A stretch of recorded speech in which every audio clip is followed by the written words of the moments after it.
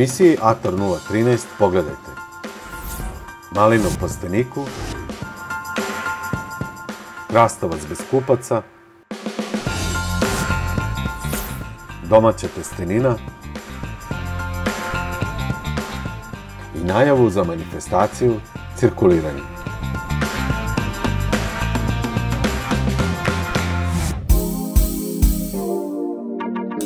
U plastenicima Zorana Zavišina sve ide po planu, što se proizvodnje tiče. Imali ste prilike u ranijim emisijama da vidite kako se Zoran pripremao za ovu sezonu i sa koliko entuzijazma očekivao. U ovom plasteniku se nalazi rasad paradajza, u optimalnom roku je rasađen i vreme nam je išlo na ruku, poprilično je lepo i toplo vreme. Imali smo nekoliko dana unazad gdje je temperatura pala, pa smo morali da pokrijemo agrilom da se ne bi rasad smrzao. Krastavac od vremena kad se rasade u plasteniku, on stiže za 30 dana. Naravno, isto pod uslovom da je vreme sunčano i da je lepo toplo kako očekujemo prognozu. Mi imamo već uhodane te naše kupce koji od nas uzimaju robu. Mi se u toku dana čujemo i oni već za sutra imaju robu koju su naručili već sutra do 8 sati, imaju je na svojim tezgama ili svojim prodavnicama. Znači, to je taj način. Ranije, pre 3 godine smo supruga i ja čak nosili na kućni prag dok nismo mi to malo razradili. Međutim, sad ti naši prijatelji kupuju od tih naših komitenata kojima dajemo na tezgu, jer mi zaista ne možemo da stignemo fizički da to odnesemo njima na kuću. Jer su to male količine i onda stvarno zaista nema svrhe. Krastavac je trenutno u fazi berbe. Negde smo otprilike na početku, kako smo pričali prošli put kad smo bili ovde. Za 30 dana smo rekli da treba da se bere. Mi smo ga brali za 40 dan. I otprilike tu smo negde sad, da kažemo, već 1/3 krastavca obrali. Što se tiče količine koju on daje, zadovoljni smo obzirom da su vremenske prilike takve kakve jesu i da su temperature jutarnje poprilično hladne, a podne bude poprilično vruće. To je to što on daje. Sa paradajzom je situacija sljedeća. Mislim da ćemo negde otprilike za jedno 15, možda do 20 dana da možda i da uberemo prvi paradajz. Ove godine smo prvi put probali sa tikvicom da je ostavimo u plasteniku i za sad ona dobro radi, dobro izgleda, u dobroj je fazi, dobroj kodnici i vidjet ćemo kako će davati na kilaži i kako po izgledu je fenomenalno. Meni se to jako sviđa. Zaštitu radimo do početka berbe. Kad se počne sa berbom, zaštite više nikakve nema, osim prihrane koja je potrebna svakoj biljci da bi se ona dalje razvijala. Vreme krastavaca počelo je za proizvođače, dok za kupce nećemo reći da se završilo, ali platežna moć je očigledno dovela dotle da proizvođači sad imaju veliki problem plasmana. Što se tržišta tiče, ne umem da objasnim, obzirom da smo prošle godine i pretprošle dobro radili, dobro nam je išla roba, ove godine se nešto desilo, šta ne znam, slabo ide roba, slaba je potražnja. Nije u pitanju cena, već je slaba potražnja. Zoran je posadio 450 stabljika, po jednoj biljci dobio se 6 kg, što iznosi 4,5 tone krastavaca. Na sreću uspeo je da za sada plasira krastavac pojedinim restoranima i to isključivo zato što ima ukusan, zdrav i bezbedan proizvod.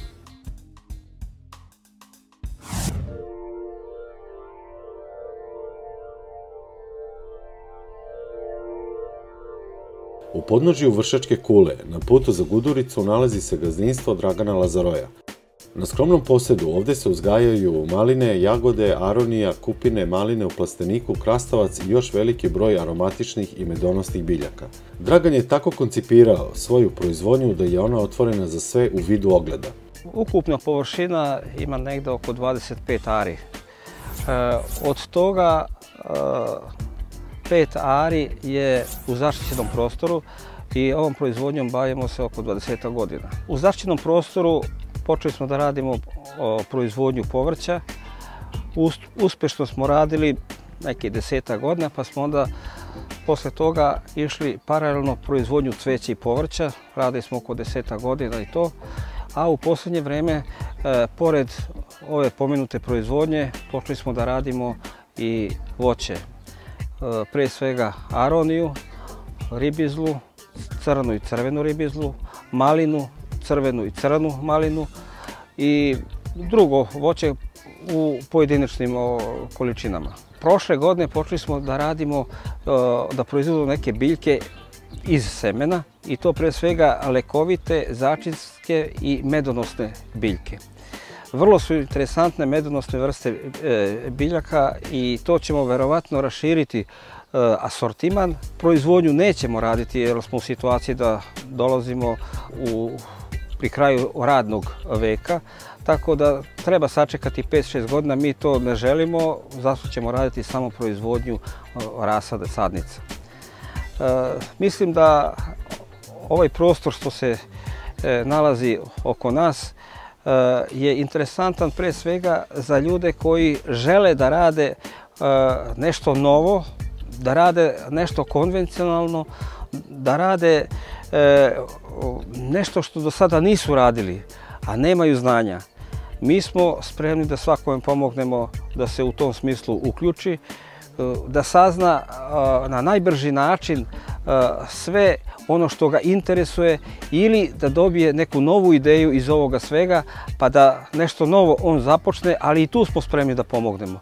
Znači, mi imamo kontakte sa celom Srbijom i šire u smislu znanja za pojedine vrste biljaka, tako da svaki koji želi da nešto sazna više od ovoga što mi trenutno radimo, možemo vrlo brzo da ga obučimo i sam da počne proizvodnju.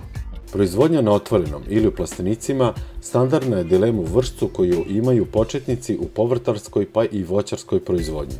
Okolina Vršca je izložena izuzetno jakim vetrovima. Imali smo situaciju prošle godine, a ona će se ponoviti svake godine na isti način, da će tamo pred kraj vegetacionog perioda da košava, koja je ovde nemilice hara, uništit će ne samo biljke nego i plod. To se i nama dogodilo, znači mi smo imali jednu vegetacijnu proizvodnju zadovoljavajući i mi smo je brali tamo malinu do kraja septembra. Međutim, ja sam posle razmišljao, može kvalitetnije da se radi i u plastenicima. I onda smo mi napravili jednu probu, pa smo napravili sami rasad iz ovih postojećih biljaka od prošle godine i preko zime smo napravili sadnice i zasadili tamo negde marta meseca iz saksija. Znači, zasadili smo u plastenik i ako poredimo sada ovo na otvorenom, trenutno sada, ovog momenta, i ovo što smo sadili ove godine u plasteniku, sigurno da postoji razlika. Biljke su robustnije na otvorenom iz razloga što su starije. E sad, to će da se vremenom izjednači i ove biljke što su u plasteniku preuzet će primat i dobit će se i na količinu i na kvalitetu će se dobiti. Ali šta je tu još dobra stvar? Dobra stvar je što u plasteniku će se dobiti i ranija proizvodnja, zato što biljke su u rano proleće sačuvane i od vetrova i od niskih temperatura.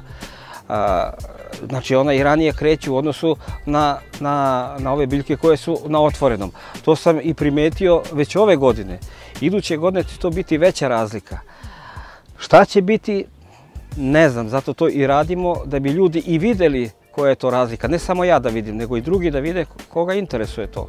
U plasteniku je najveći problem letnji period, visoka temperatura i mala relativna vlaga vazduha. Ima sigurno načina da se to premosti, može da se premosti i to ću pokušati ove godine da odradim, pa ćemo se, hvala Bogu, čuti i videti i uporediti ovo što danas pričam, da uporedimo iduću godinu ili krajem ove godine, da vidimo šta smo mi to dobili. To je jedno iskustvo ne samo za moju porodicu, nego i za šire. Počeli smo, rekao sam malo pre da smo počeli i proizvodnju sadnica medonosnog bilja. Smatram da je tu budućnost ne samo ove okoline Vršca, nego i u celoj Srbiji. Ima načina da se vrlo brzo dobiju kvalitetne biljke i da se primene odmah u proizvodnji u pčelarstvu. Država sigurno bi trebala što pre da prepozna ovo što sada kažem I mi smo spremni i da dokažemo i pokažemo da ipak ima tu smisla razmišljati, ima smisla da se država uključi, da i ona reši veliki broj nezaposlenih stanovnika ove naše države. Ukoliko vas zanima kako to gospodin Lazaroj proizvodi na otvorenom ili u plastenicima, slobodno nas kontaktirajte putem e-maila office@filmin3.com ili putem Facebook grupe Atar 013.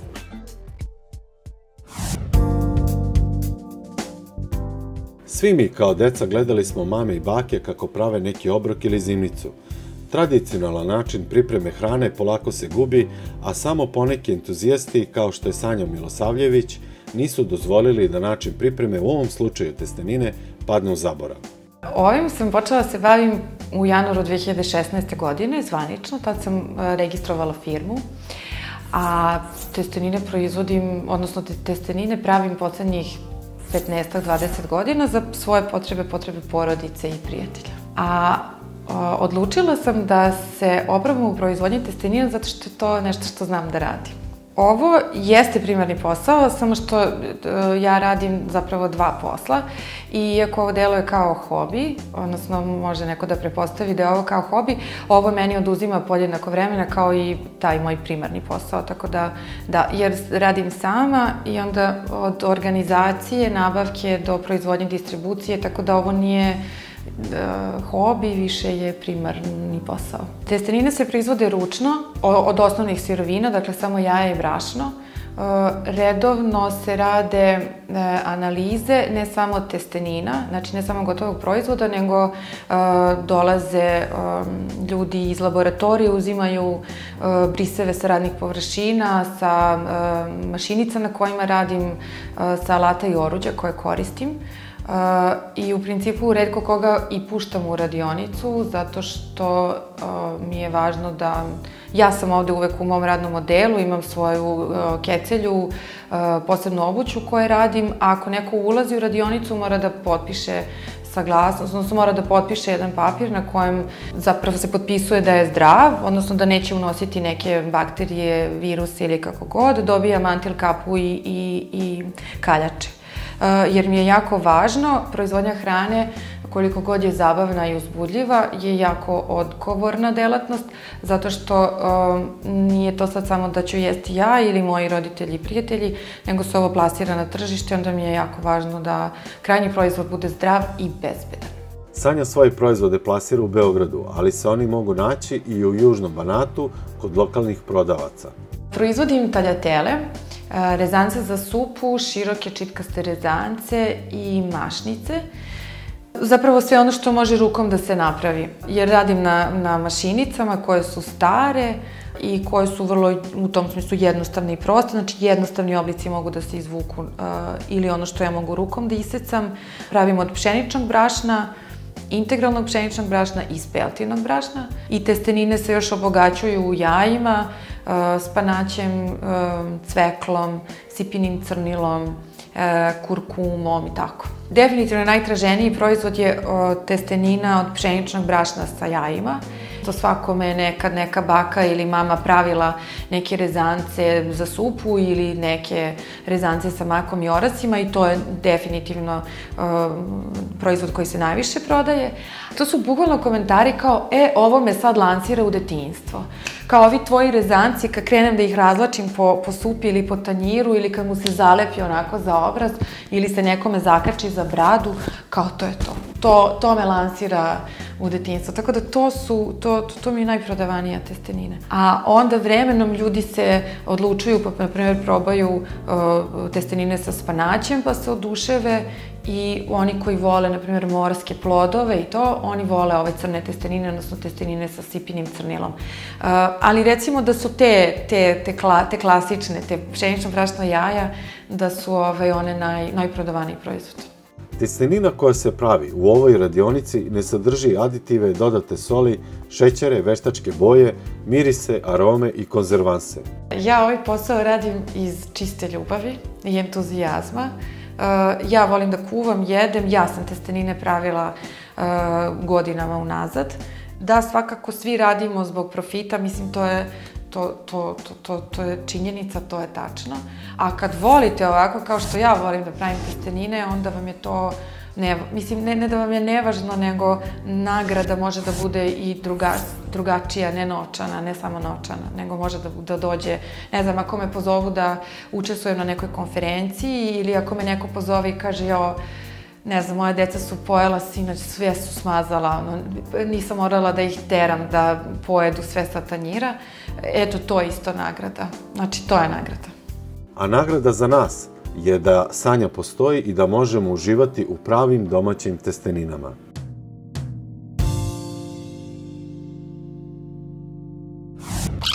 Festival cirkuliranja je prvi put održan u Vršcu 2016. godine u junu.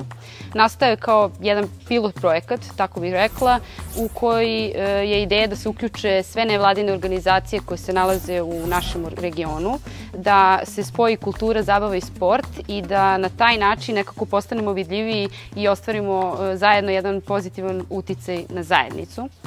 Prošle godine smo okupili veliki broj institucija i nevladinih organizacija iz našeg grada. Imali smo i podršku sa strane, ali veliki uspeh je za nas bio sama činjenica da smo nekako Vrščane ujedinili i zajedno uspeli da izvedemo taj prvi festival.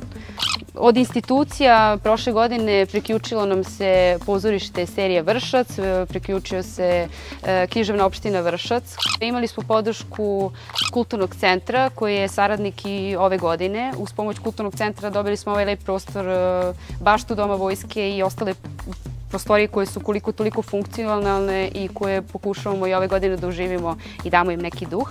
Takođe imamo podršku grada i turističke organizacije Vršac i prošle godine, a i ove godine i uz pomoć njih naravno i uspevamo da realizujemo jedan ovakav festival. Biće 3 dana festival, umesto jednog dana koliko je bilo prošle godine. Za petak najavljene su likovne kolonije, pridružit će nam se slikari iz Kovačice sa naivnim kišobranima. Osim njih biće mladi vršački umetnici koji do sada nisu imali prilike van Vršca da izlažu.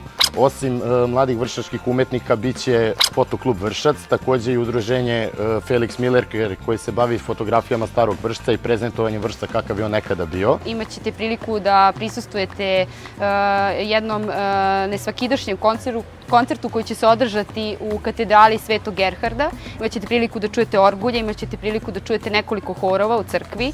Ovde u Ruskom parku imaćete priliku da vidite jedan mačevalački performans koji će odraditi klub Karika iz Vršca. Vrlo atraktivno. Takođe imaćete priliku da pogledate jedno zaista istinito i pravo pozorište. Ove godine počinjemo sa tom pozorišnom scenom. Za sada imamo samo jednu predstavu koja je potvrđena, to je monodrama Maje Nikolić, Lilika. To je master predstava moje koleginice sa Akademije umetnosti iz Novog Sada. Ona će ta predstava održat će se na samom zatvaranju festivala, ovde u bašti Doma vojske. Ćao, ja sam Stefan Nikolić, predsjednik udruženja Dobro delo. Rešio sam da učim jedno dobro delo i da pomognem festivalu Cirkuliranje da organizuju tribinu. Tribina će biti u KC-u 10. juna od 18 časova. Prvi deo tribine biće vezan za zdrav život, tu će govoriti Milan Šalinački, on drži klub, trener CrossFit kluba u Vršcu, zatim govorit će naš paraglajderista Milan Đurković i biće tema uticaj stresa na zdravlje, o njoj će govoriti Centar za mentalno zdravlje iz Vršca. A drugi deo tribine se odnosi na mlade heroje, to će biti po meni jedan veoma dinamičan i zanimljiv deo tribine, gde će mladi ljudi pričati o svom pozitivnom uticaju na zajednicu. Tu će doći, gostovat će nam mladi heroji iz Exit fondacije i bit će interaktivna tribina, moći se postaviti bilo koje pitanje, on će govoriti o svom životu i o uticaju koji su uradili, naravno, na zajednicu. Zatim gostovat će nam Parakvat Vršac i ja ću govoriti jedan deo vezano o mom humanitarnom radu. Na Vršačkom bregu očekuje vas bogat program ekstremnog sporta. Na Vršačkom bregu imaćete priliku da iskusite šta je to sportsko penjanje. Ekipa iz kluba ekstremnih sportova Izazov biće na raspolaganju tokom sva 3 dana festivala gde ćete moći da se oprobate u tom sportu. Takođe imaćete priliku da vidite, a možda i oprobate se u sportskom letenju, paraglidingom. Naši prijatelji festivala klub Berkut, paragliding klub Berkut iz Vršca, bit će tu na raspolaganju takođe sva 3 dana i ukoliko budemo imali lepo vreme u Vršcu, svaki posetioc koji poseti Vršac u okviru našeg festivala imaće priliku da vidi puno letača koji će preletati iznad grada Vršca. Želeo bih isto da istaknem da će sve izložbe biti održane u Domu vojske. Autor izložbi i koordinator svega toga je mladi vršački slikar Miloš Kališki, uz podršku Bogdana Đorića, istaknutog akademskog slikara koji će održati i svoju samostalnu izložbu. Pored toga očekuje vas bogat muzički program koji će biti održan u Domu omladine Vršac. U saradnji s udruženjem Parakvad naplaćivanje ulaznice za koncert biće u vidu čepova, čime podržavamo akciju Humani čep, koju je pokrenulo udruženje Parakvad. Imamo podršku Rock Village-a kao festivala iz okoline Vršca koji će nam pomoći u muzičkom delu programa. Oni će podržati subotnji deo muzičkog programa. U okviru festivala moći ćete da prisustvujete nastupima muzičke škole Josif Marinković, koja je već druge godine prijatelj festivala i oni će na više lokacija u gradu, evo i ovde u Ruskom parku, imati nastupe, njihovi učenici izvodit će i klasična dela i džez odsek će takođe učestvovati koji će nastupati u Gradskom muzeju na samom zatvaranju poslednje izložbe festivala. U muzeju imat ćete priliku da pogledate samostalnu izložbu Bogdana Đorića. Takođe, Gradski muzej ove godine je partner festivala Cirkuliranje. Imaćete priliku da obiđete muzej koji je zaista lep i pogledate nekoliko izložbi u okviru našeg festivala. Pozvao bih vas sve da dođete, pridružite se našoj manifestaciji, uveličate je svojim prisustvom i ponesete pozitivne utiske iz grada Vršca. U subotu 10. juna u prepodnevnim časovima ovde u bašti Doma vojske očekuje nas program za najmlađe. Pozivamo sve sugrađane da nam se priključe i dovedu mališane da zajedno prisustvuju i učestvuju na radionicama koje organizujemo samo za njih. Ove godine imat ćete priliku da čujete nastup kreativne radionice gitare. Imat ćete priliku da čujete dečiji hor Zvončići, koji su inače i autori naše himne Cirkuliranje. Imaćete priliku da učestvujete u radionici koju organizuje edukativno-kreativna radionica Čarobnjak iz Vršca i Atelje Morariju. Pozivamo sve mališane da nam se priključe u subotu prepodne i da zajedno svi učestvujemo u lepim radionicama koje smo priredili samo za vas. Što se tiče smeštaja, svi zainteresovani mogu nas kontaktirati na Facebook stranici Cirkuliranje. Tu možete dobiti sve potrebne informacije, kontakt telefone i potrudit ćemo se da vam odgovorimo u najkraćem mogućem roku. Hteo bih samo da pohvalim našeg prošlogodišnjeg sponzora i nadamo se i ovogodišnjeg Zonu optimizma koji nam se pridružio sa smeštajem. 9. 10. i 11. jun, grad Vršac, festival Cirkuliranje. Pozivamo sve zainteresovane da nam se priključe, da se pridruže festivalu i da zajedno proslavimo kulturu življenja. Za sve informacije obratite se stranici, tu smo da vam izađemo u susret i da budete naši gosti. Vidimo se!